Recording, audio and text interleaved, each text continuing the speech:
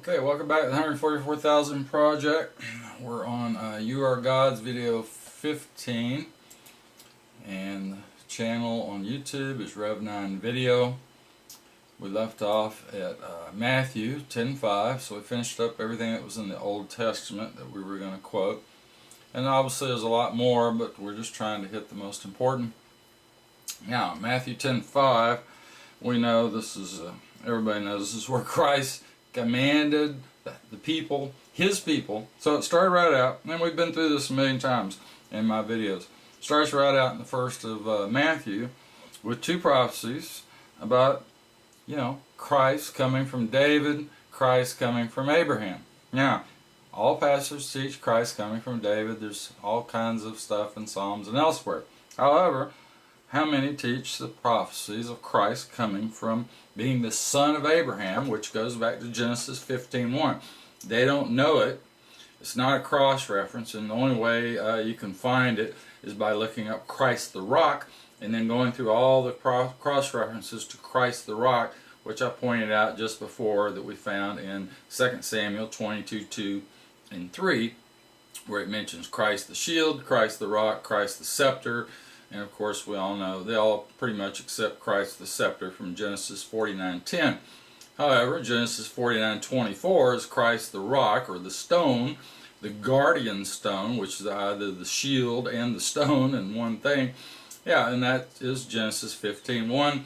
And we just read about Abraham being promised, in other words, redemption from sins, not only for himself but for his children, because he was willing to offer Isaac as a Holocaust. So that was the whole point of all that. And it says that multiple times. So how do people miss that Abraham was promised?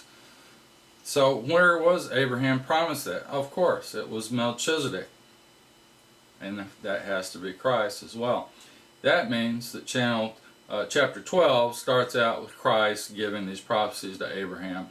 It connects all the dots throughout Genesis about Christ, the angel coming to Jacob, and all that. So when you start out in Matthew 10, starts right out again pointing out this. Reason you put the genealogy there is because of the prophecy. He has to fulfill the prophecy, so then he just lays it out for you. Here's my fulfillment of this prophecy, Christ from Abraham. There it is. Abraham begot Isaac, so on. So there's the fulfillment of that prophecy. Then he goes on talking about his people, my people.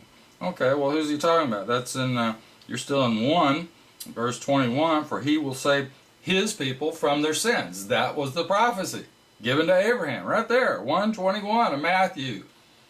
That's the prophecy. The exceeding great reward, the shield, the stone, the scepter. It's right there. And his people are the same people I just mentioned right at the beginning of Matthew. Abraham, Isaac, Jacob, that's who the prophecies are for. So there's no change in context in the New Testament. It starts right out telling you this whole fulfillment of these prophecies from the Old Testament.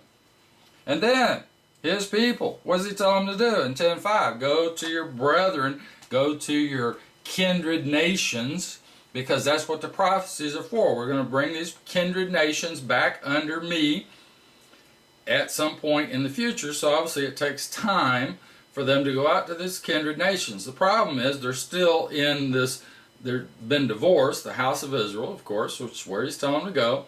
So go seek out your brethren. In James, it tells you where the brethren are. I wonder if I can put that on here. Well, let's see. Hebrews, Peter. Oh, I didn't even put that on here. We're going to have to add that. James, where is it? Right before 1 Peter. Yep. And that's James 1:1, where the 12 tribes are. Didn't even put it on here. It tells you right here where the James 1:1, where the 12 tribes are. They've been dispersed, and that was their punishment for violating God's law. They were divorced and dispersed all into the north, south, east, and west, as it says in prophecies. That's where they were. So they were all out in Europe at that time. They were over in the 10 Isles, which is where Joseph of Arimathea came from, which was a relative of Christ.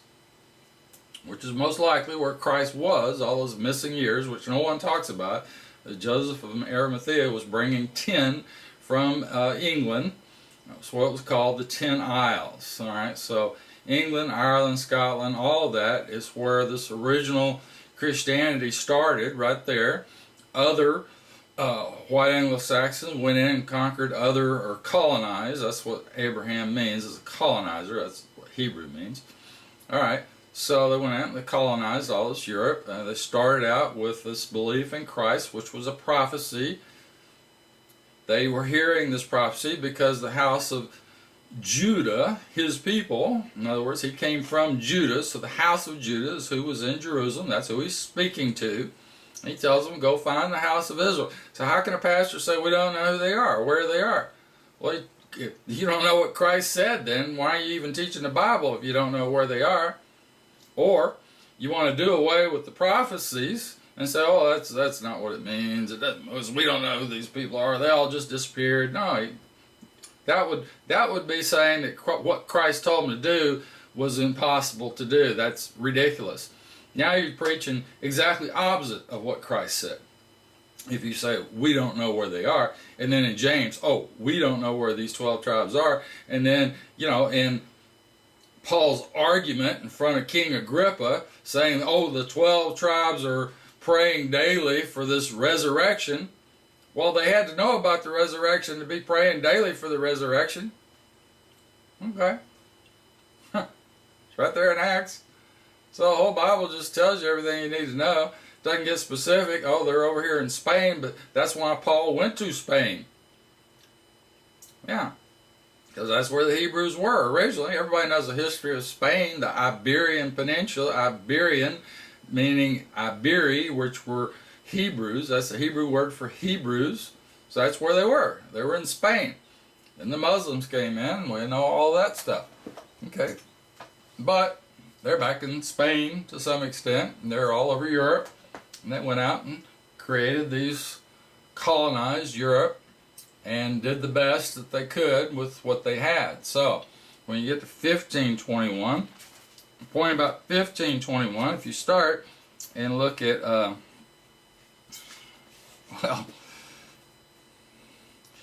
you know, right above in 15, he quotes this Isaiah 29:13, which was about the stumbling stone, or the people that stumbled over the message of Christ.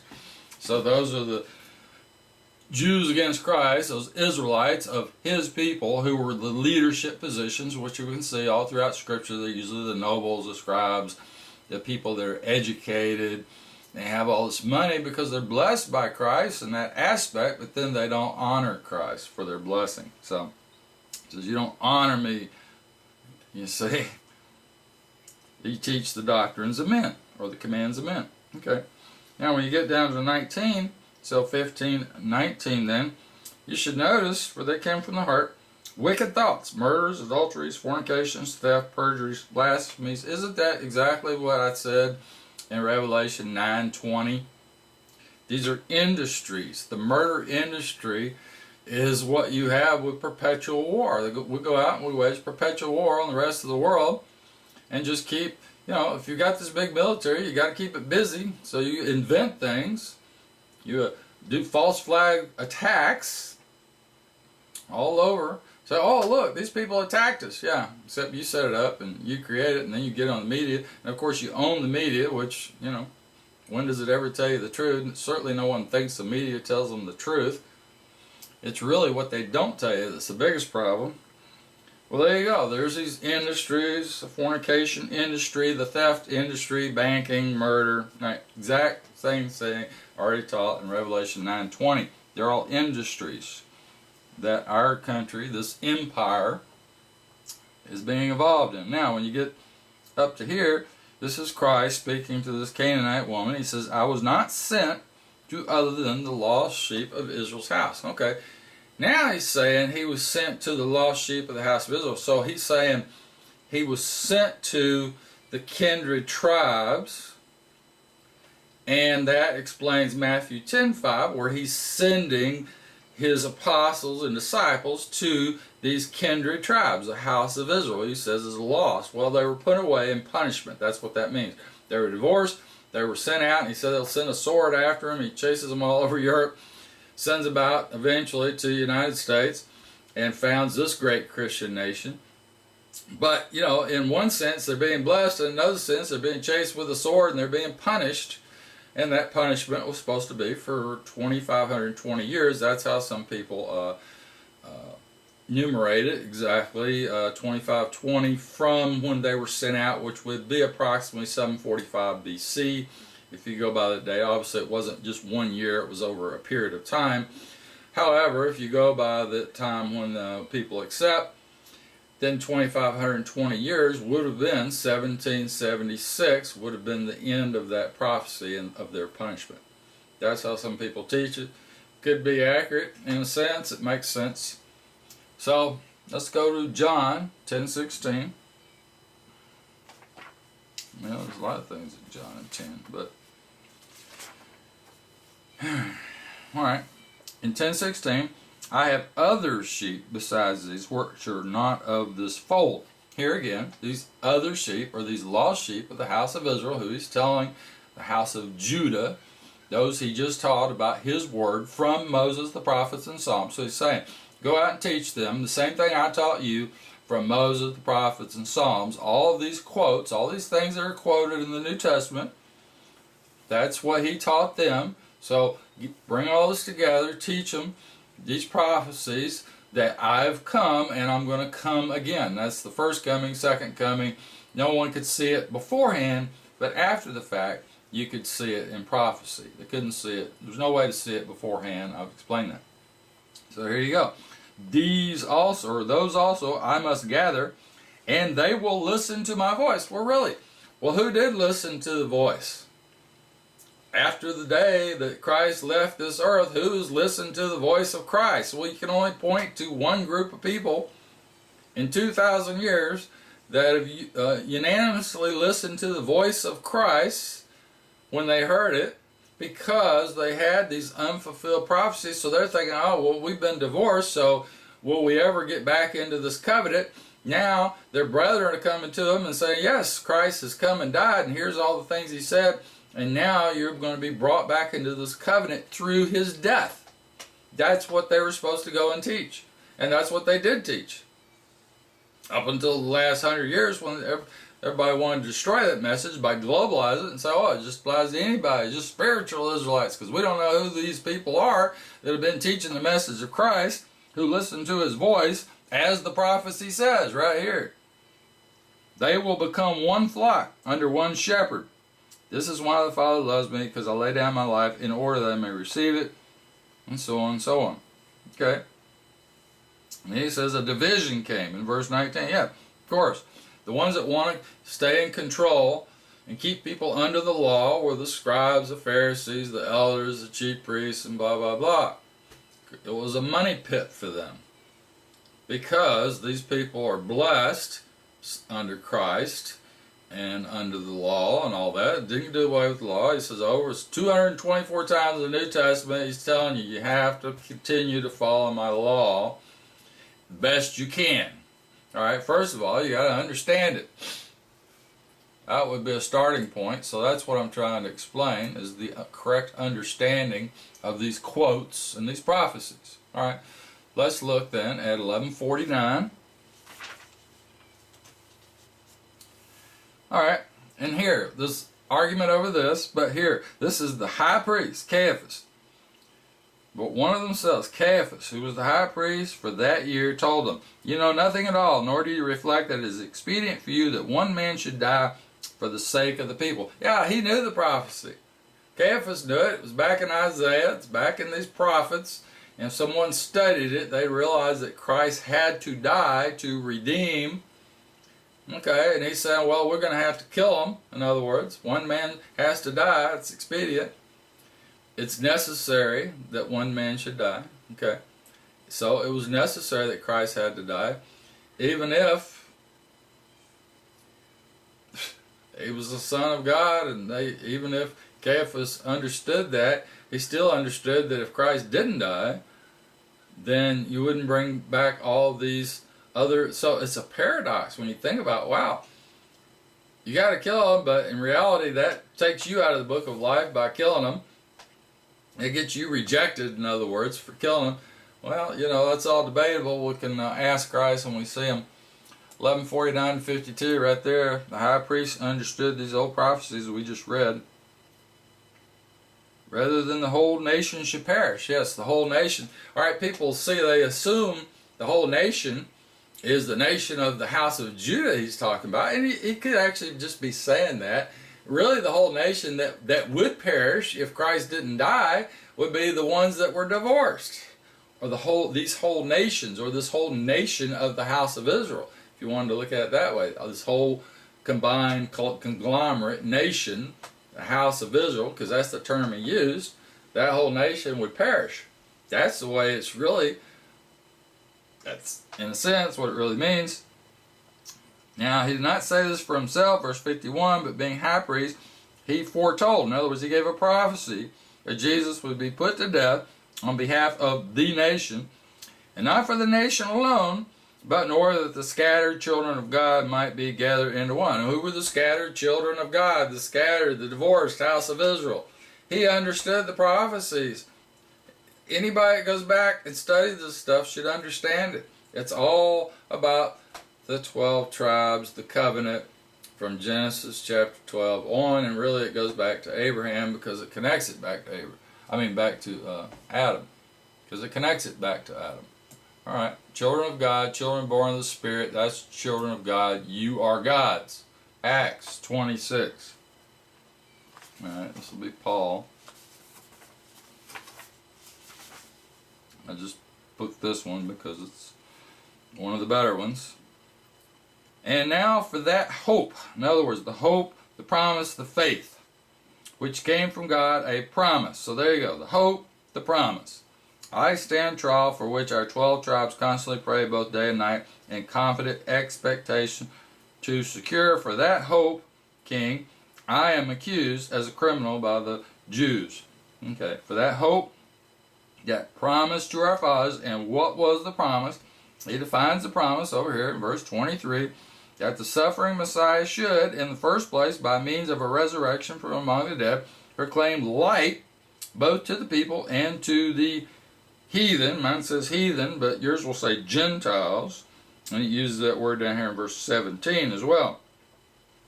17, rise up, however, stand on your feet, for I have appeared to you. He's talking about Jesus appearing to himself, Paul, to appoint you to be a minister and witness both of what here. So here's Christ appointing Paul, all right, as a minister and a witness. So think, two witnesses. He's a witness. That's what you are God's are. They're witnesses to this promise, to this hope, to this faith.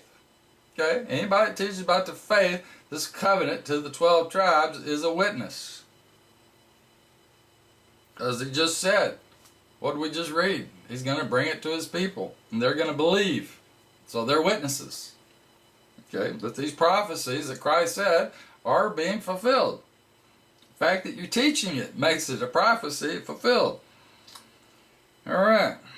Both of what you learnt from me. So Christ is saying that you learn things from me, which is exactly what Paul says as well. He spent, if you add it up, it looks like 17 years in Arabia being taught by Christ. This was after he knew all this stuff. He already was basically in the level of a chief priest, and then he spends 17 years being taught. Can you imagine being taught by Christ for 17 years after you think you know all this stuff? That's what seminaries are all about. They give you all this historical information, but then they just twist and keep you really from learning about the modern day house of Israel and how it's playing out, how all this prophecy ties together. They don't know it. They come up with all these wild things because they're looking, the seminaries have told them all this stuff. It's brainwashing. No, it's Christ that enlightened you. If Christ teaches you, now you know. So when Paul came out of the seminary, he thought he knew everything. Now Christ had to reprogram him for 17 years and teach him what the truth was. Now, that's what we have. All these quotes, a lot of this come from Paul, which means it came from Christ.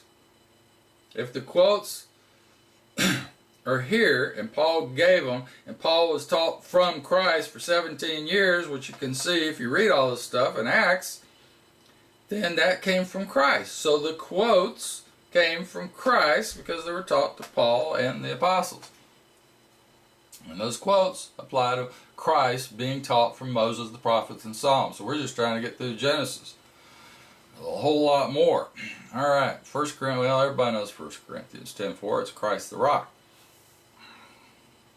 All right, well, I hope I went through that good enough. But, you know, the Gentiles, again, these are the 12 tribes, or the house of Israel. In other words, who the light is supposed to come to, because I already mentioned that, pointed that out just in the last video about how Matthew 4:6 and Gentiles, it goes over to Luke.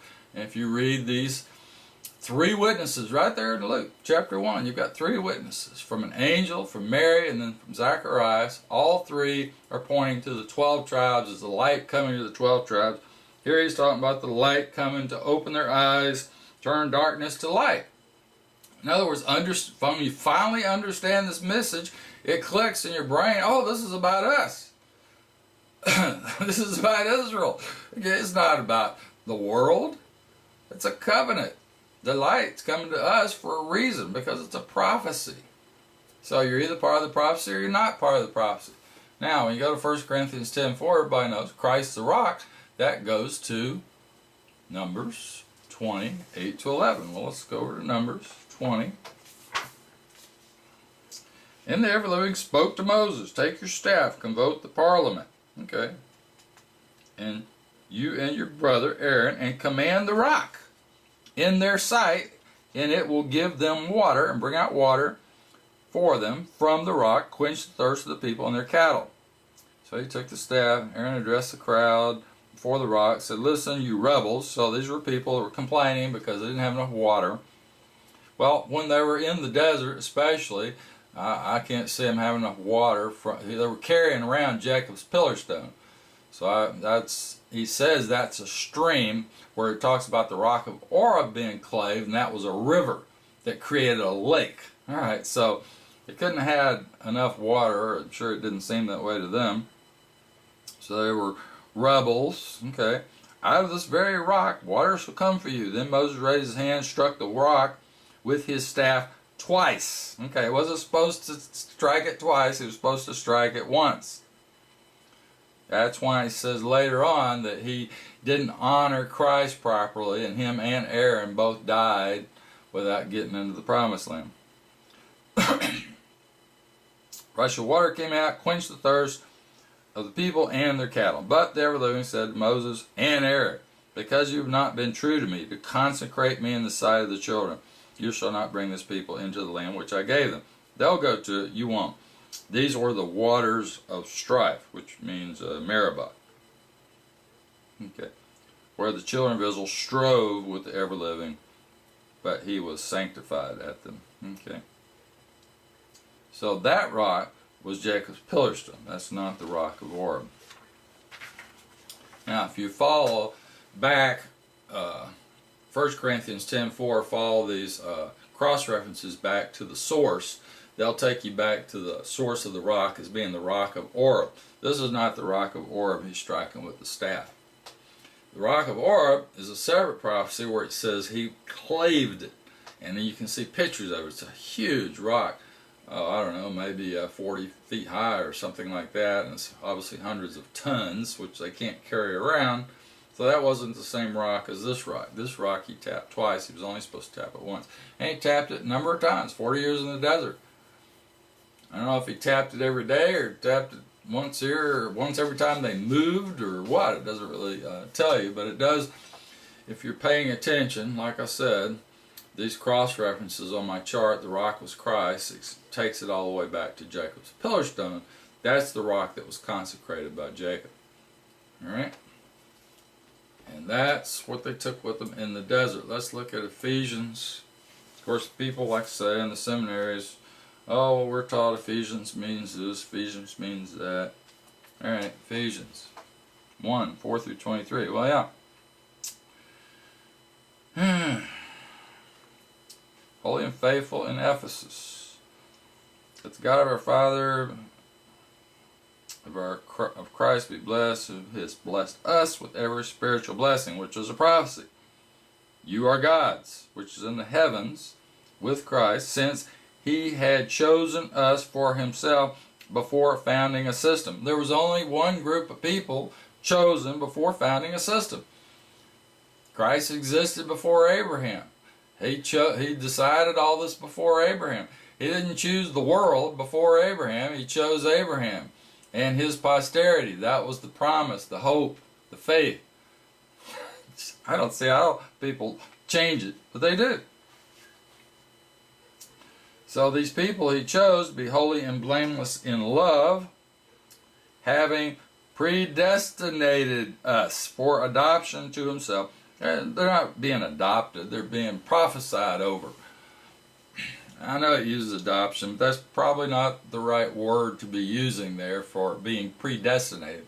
How do you be predestinated to be adopted? Well, okay, so to being brought under his wing, adoption, but we don't think of adoption that way. It's really just a use of the word. So at any rate, there's only one group of people predestinated, and that's the 12 tribes.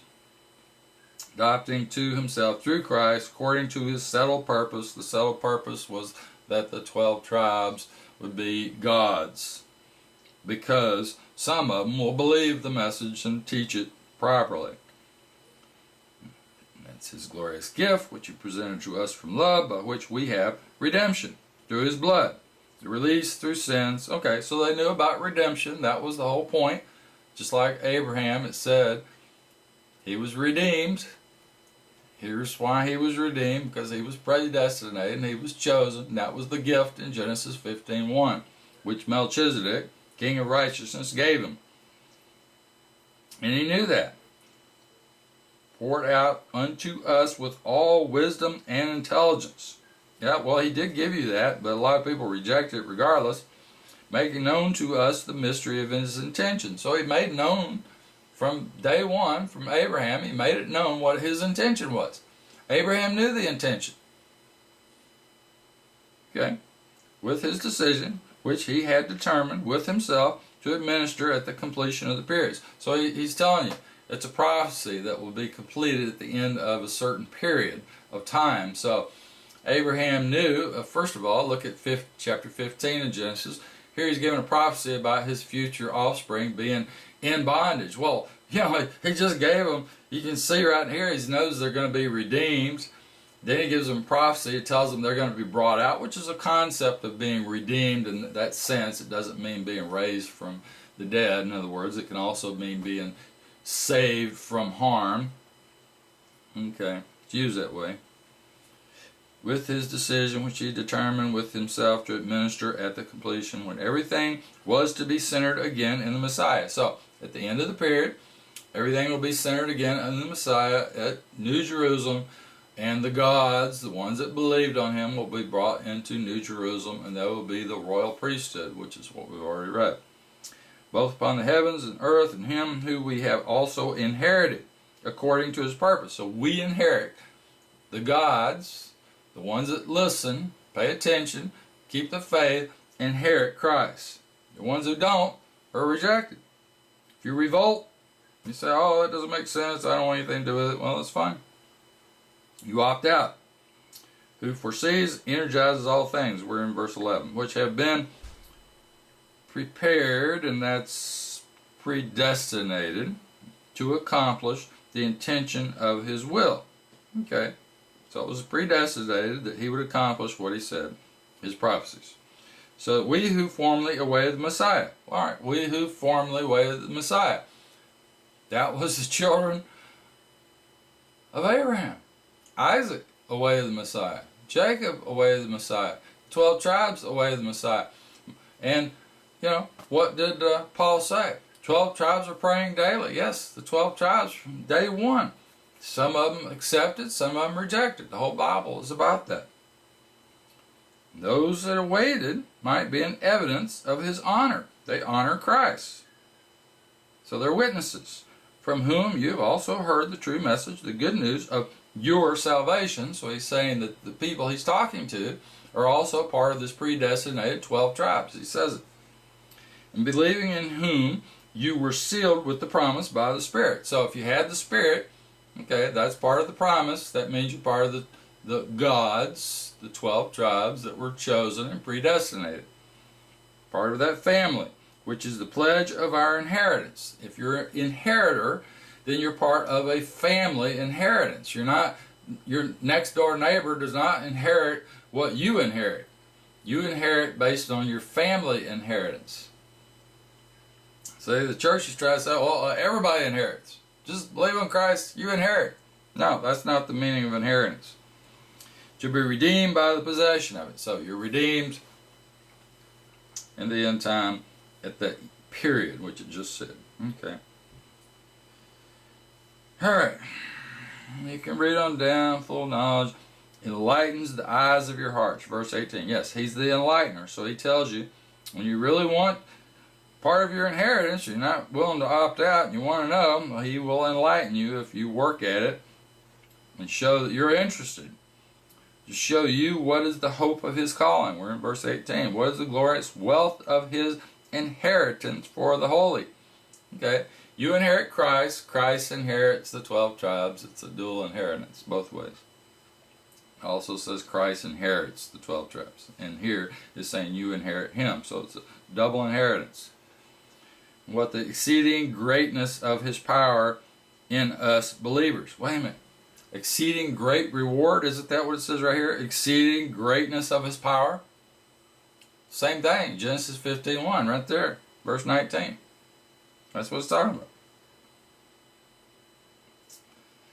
In his believers, through his mighty energy, which energized in Christ, raising him from the dead, seating him at the right in the heavens, above all government, authority, power, and dominion.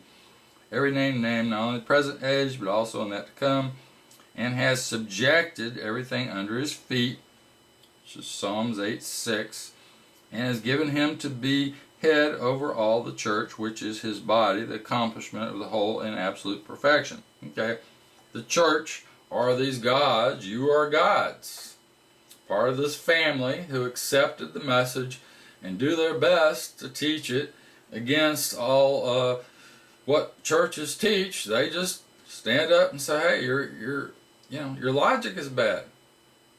The logic is what we're teaching right here, and all these quotes and cross references, and how all this prophecy ties together. That's proper logic. Logic is not that all of this was not fulfilled, and now some new group of people, which the church can't even tell you where all these white people came from. Where did all these white Anglo-Saxons come from? They can't. They don't even want to deal with that. But for some reason, they're the only people that anybody can point to in the last 2,000 years that printed the Bibles and were blessed and were for teaching the message, and then somehow have now become a commonwealth of nations and a great nation fulfilling the prophecy. They don't want to teach the prophecy. How many churches teach the prophecy? Huh? I don't know. None, maybe. Alright, here it goes again in Hebrews. Of course, there's more of it, but we're just hitting the highlights, because this is about the two witnesses. This is the basic connections of the two witnesses, in other words. So in 8:8, when I'll complete with Israel's house and the house of Judah a new covenant, or a testament, settlement. Okay. Not like the settlement made with the fathers when I took them and led them from Egypt. Alright, when we led them from Egypt, he was telling them to follow his law and sacrifice animals. In fact, they already knew about Christ. They already knew about the Spirit, because they came out of Egypt. They knew about the Spirit. And they had already known about it, because Isaac taught them about it. Isaac got it from Abraham. Jacob taught them about it. So, it was passed down. Now, they're gone. They have to follow the law. Well, when they were in Egypt, they were required to follow the law. They probably weren't doing it very well. However, he led them there for a period of time until they got into a large number of people, which is the whole intention of leaving there, so they could have a great place to live until he would bring them into some other land. Then he brings them out. The whole world sees all the wonders and sights of them being brought out of Egypt and all these great things that only God could have done for these people, this family. He only did it for the family.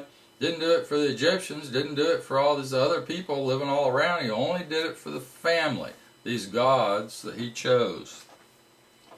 Alright, so it's talking about the settlement, writing the law in their heart. Just read it. Everyone shall understand me. Okay. Then what does he quote? Jeremiah 31:31. Yeah, well, we just read Jeremiah and all these. Now, we pointed out, it could have quoted chapter 30, 31, 32, and 33, and some other things, you know, but he just quoted Jeremiah 31:31.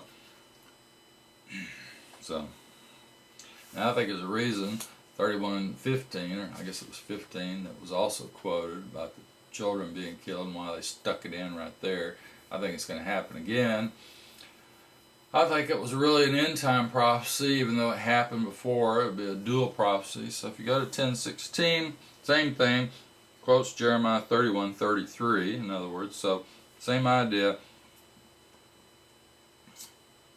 Takes away the first, so he may establish the second. That's in chapter 9, the ritual, of course, being the law. Alright, so here, that's giving you the idea that the first was the law. Actually, the first was the fact that he had promised, Christ had promised himself to Abraham, which obviously we can clearly see that in Genesis 15:1. But then he didn't fulfill that necessarily. He just gave him the Spirit and helped him, you know, Christ the rock, Christ the stone, all that, and gave him all this help. Gave him the law, and then sent him out to make a bigger nation than he'd already made him. So he makes them into maybe 10 million people, debate, but maybe 10 million people, 11, 12 million people. Brings them out, takes them to this other land, then makes them numerous as the sand of the sea. And then there's a good number of them who continue to believe, and a lot of them that don't. So a lot of them opt out, even though they've seen all this and heard about it. Same thing today. Oh, this is, you know, this happened all these years ago. This is all BS, you know, it doesn't apply. When's he going to come? No one knows. Yeah. So we don't believe. No, go ahead and opt out. The Lord shall judge his people. That's in verse 30. So that's 10. Yeah, we're still in 10. So 10:30. And then he quotes Deuteronomy 32:35 and a whole bunch of stuff in Deuteronomy 32. And then James 1:1, we just inserted that to the 12 tribes who were dispersed, right? Spread abroad in punishment. That was the whole idea of the divorce. So they were divorced and would be for many more years in punishment. But everybody knew where the 12 tribes were. There's no, today we don't know where they are. They knew where they were. That's why he went to Spain and Italy and all these places, because that's where the brethren were. 1 Peter 2. Now this is one of the more important ones. This whole section here in 2 starts right out. If you have tasted what the Lord is good, to whom coming a living stone. So there you go. Christ a stone. Rejected by men. Alright, so that's the stumbling stone. When he was rejected, or they stumbled over it, and they rejected this Christ and killed him on the cross. That's the idea of the stumbling stone, so that's what it's talking about. But approved, distinguished in the presence of God, yourselves also should be built up like living stones. You are God's, so you should be built up like living stones, children of this God, the believers. In all these prophecies, then that's what he's speaking to. Into a spiritual house, those are the gods. Into a holy priesthood, those are the gods. You are gods.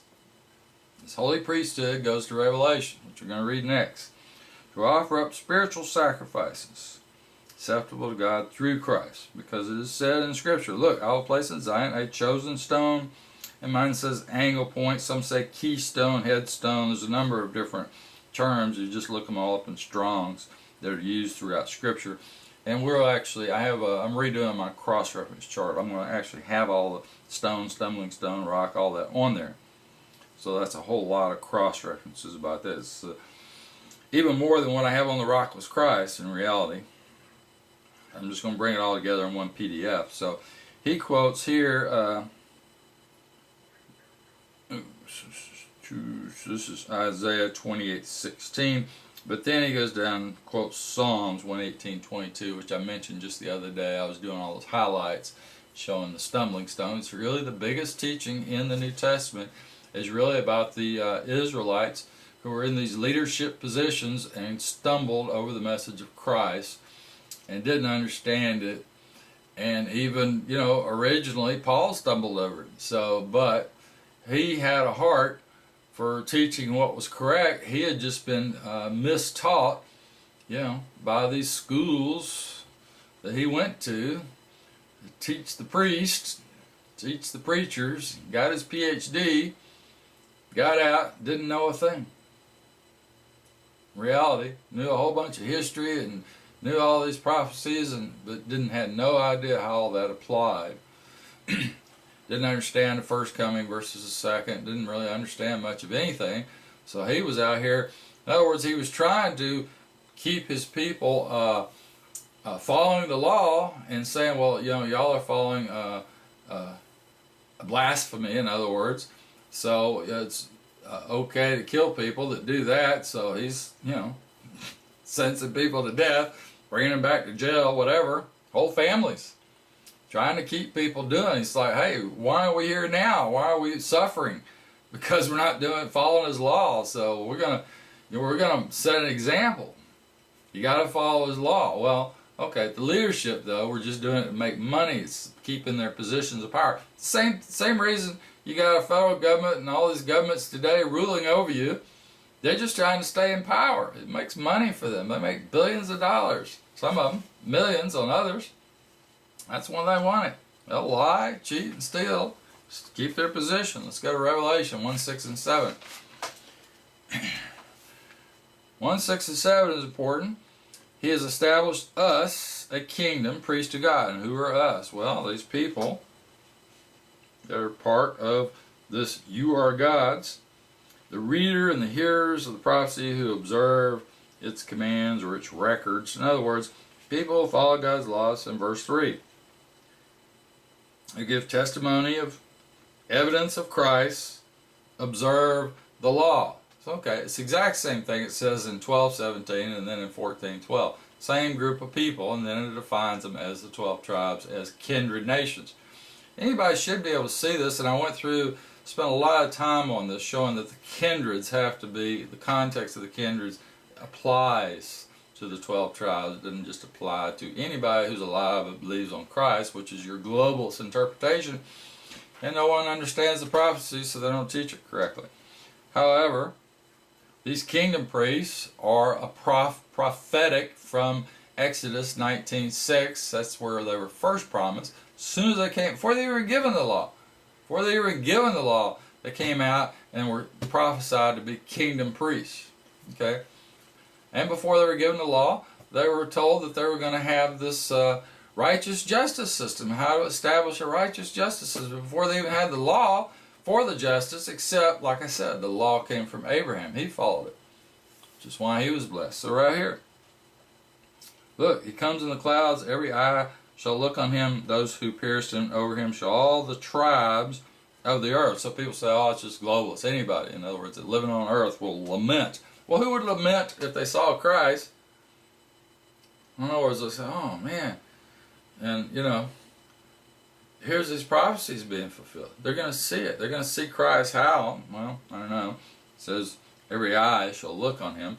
Except the context of those that lament, who are looking at him, are these Christians who are, being tried. And this time period, what it's talking about here, is over here in Revelation 11:7, when basically the whole military has just been destroyed, and now the country is getting ready to be destroyed, but they see Christ bringing up their army up to heaven, just like I pointed out in chapter 11. That's what happens. Their army is destroyed, the two witnesses, and then Christ comes, brings them up to heaven, and then they lament. Because now they're like, oh, wow, what's happening? In other words, but now they recognize that it's Christ whom they pierced. Well, okay. But you pierce them by being made gods, having prophecies against you as a god, and then reject that, revolt from him. So if you revolt, or you just, forget about it and say, well, I got to do what I got to do, follow the law of, whatever people say up here, and the government, I just got to do it. They say I'm speeding and I got to pay it. They want money from me, I just got to pay it, because it doesn't matter whether it's constitutional or it's not. Who cares about all that stuff? I just got to pay that ticket. I just got to do this or do that because somebody wrote into the law and said I got to do it. Doesn't matter whether it's constitutional. Whether actually the Constitution is the real law, but they don't know the Constitution. They don't know how to argue unalienable rights, and they don't rely on Christ to help them make the argument and to learn the argument. I've got it right on my website. Anybody can scroll down on my website and see it. It's all laid out right there. The Barbara Martin case, right there. Probably aren't 10 people in the United States that know how to do it, but it's right there. It's been there for years. Some people know. So when you get to 5:9 in Revelation, alright, so 5. Prayers of the holy, you are worthy to take the book, speaking of Christ, open its seals because you were sacrificed. Okay, there you go. And have redeemed by your blood for God every tribe, language, people, and nation. Okay, so they say, oh, well, this is just everybody, anybody that believes on Christ, all these tribes, nations, language. All right, wait a minute. And have made them into a kingdom and priests, and they will reign over the earth. So that's over in verse 6. Well, these kingdom priests were the 12 tribes. So I say in the whole world, anybody that just believes on Christ is going to reign with God. No, the context came from these people brought out of Egypt. These gods that Christ claims are part of the 12 tribes. Context has always been all 12 tribes, the posterity of Abraham, all the way back to chapter 12. That's where it starts. Alright, so we're going to finish up with the rest of Revelation in the next video. Alright, thanks for watching.